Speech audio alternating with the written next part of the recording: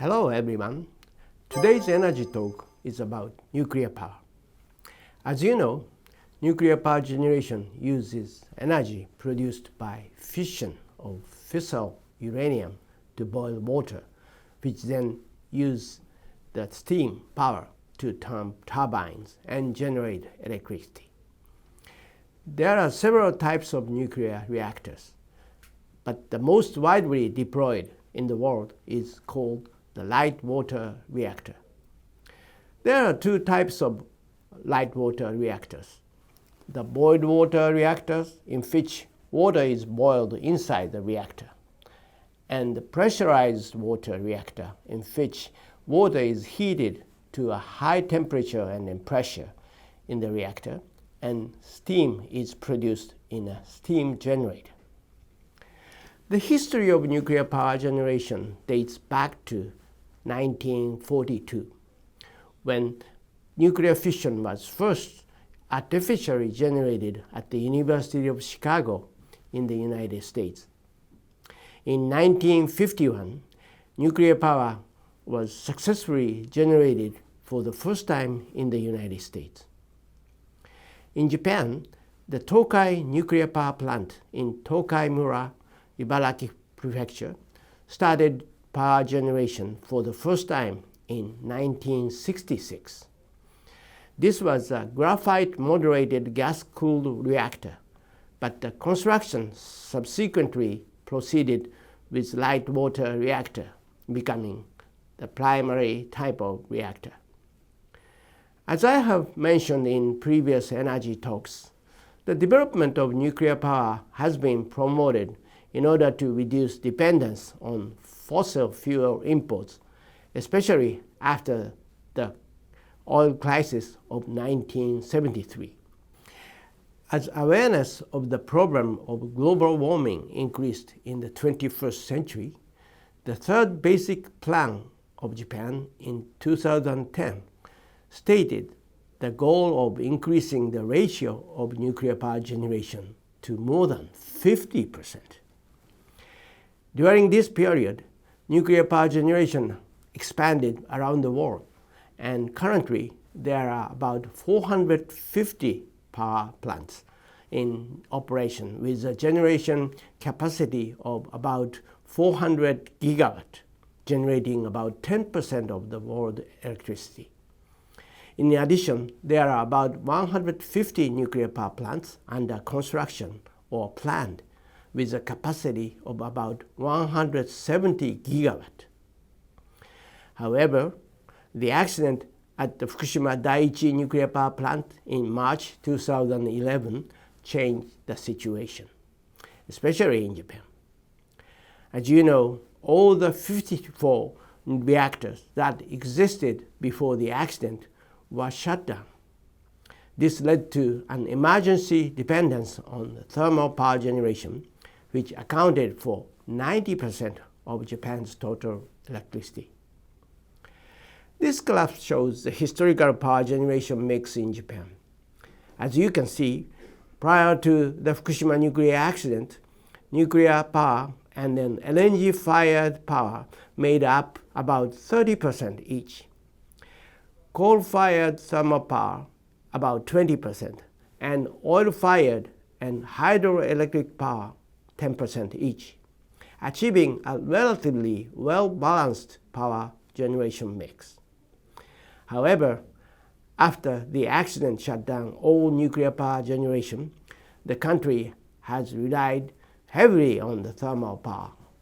Although solar power generation has expanded significantly after the accident, and then 12 nuclear reactors have now restarted operation, the country continues to rely on thermal power generation about 70 to 80% of its electricity needs. Thermal power generation is fueled by LNG, oil, and coal, all of which Japan has to import. As a result, Japan's energy self-sufficiency rate is extremely low at around 12%. Japan's food self-sufficiency rate is 38%, This shows how vulnerable Japan's energy situation is. In addition, dependence on thermal power generation leads to an increase in CO2 emissions. This graph shows the total amount of CO2 emission from power generation in Japan. The line graph shows CO2 emissions per kilowatt hour of electricity generated. As you can see, since nuclear power stopped after the Fukushima accident in 2011 and reliance on thermal power increased, CO2 emissions have increased and remain high. This graph shows only CO2 emissions from power generation, but the total CO2 emissions for Japan as a whole are currently about 1 billion tons. Under these circumstances, Japan aims to become carbon neutral by 2050. In the process, it has set a goal of reducing CO2 emissions by 46% by 2030. Toward this lofty goal, the current basic energy plan calls for a power source composition of 36 to 38% renewable energy and 20 to 22% nuclear power in 2030, expanding decarbonized power sources to nearly 60%. However, I mentioned in a previous energy talk that it would be very difficult to generate 36 to 38% of Japan's total electricity from renewable energy sources such as solar power and wind power. 20 to 22% nuclear power generation ratio is also a very tough target. Currently, 12 reactors are back in operation, which brings the generation ratio back to about 8%. But to bring it to 20 to 22% would require 27 reactors to be in operation by my calculations. Please take a look at the current situation. The 12 reactors that have been restarted have an output of 11.6 gigawatt and generate 86 terawatt-hour per year, which is about 8.4% of Japan's total. The nuclear power plants that follow have completed their safety review by the Nuclear Regulation Authority and are expected to restart in the future. And there are 5 plants that are expected to restart in the future, and their output is 5.5 gigawatt. If these plants are operated at 85% capacity utilization, they will generate 41 terawatt-hour a year, which is about 3.9% of Japan's total power generation. Combined with the 12 reactors that have already been restarted, this is only 12.3% of Japan's total power generation, which is still short of the target of 20 to 22%.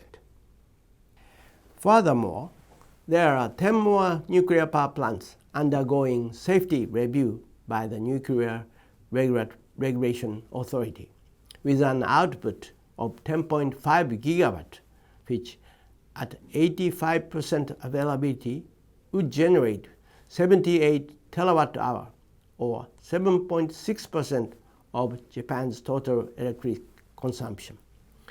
This brings the total to 27 units for a total output of 28 gigawatt, or 19.9% of Japan's total power generation. Nuclear power plants that were shut down after the Fukushima accident cannot be restarted unless they meet the new safety standard, which have become extremely stringent in light of the accident, and pass the examination. The target of 20 to 22% nuclear energy ratio would be achievable if all of the nuclear power plants currently under review pass the safety standards and resume operations. Fortunately, we are beginning to see a change in Japanese attitude toward nuclear power. Please take a look at this graph. This is the result of a public opinion poll on the question, should nuclear power plants that have passed safety review be restarted? 58% of the respondents said that nuclear power plants that have passed safety reviews should be restarted. Look at this graph. This is the result of another survey, but it shows the result of the same question over time since the Fukushima nuclear accident. In this survey, too, should be restarted has increased significantly over the past year or two. This is thought to be the result of the public opinion reacting to the energy crisis in Europe and elsewhere caused by Russian invasion of Ukraine, as well as the rising cost of electricity and the threat to stable supply in Japan. 13 years after the Fukushima accident, expectations are eventually rising in Japan for nuclear power generation to provide stable electricity at a lower cost and with less CO2 emissions. In my next energy talk, I'd like to think about the future of nuclear power. That's all for today. Stay curious about energy. Thank you very much.